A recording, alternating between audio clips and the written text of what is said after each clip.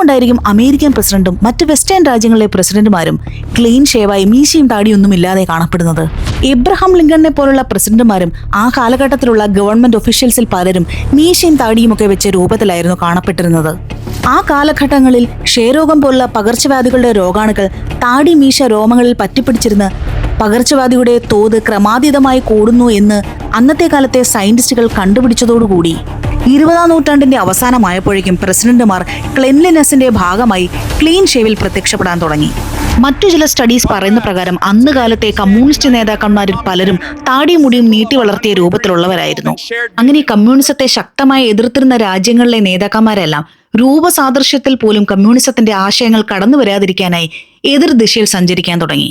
പിന്നീട് ഇങ്ങോട്ട് PR-ന്റെ കടന്നുവരവോടുകൂടി വെസ്റ്റേൺ രാജ്യങ്ങളിലെ നേതാക്കന്മാരെല്ലാം ക്ലീൻ ഷേവ് ചെയ്ത് പ്രത്യക്ഷപ്പെടുന്നതാണ് സ്മാർട്ട് ലുക്ക് എന്ന രീതിയിലേക്ക് കാര്യങ്ങൾ കൊണ്ടെത്തിക്കുകയും ചെയ്തു.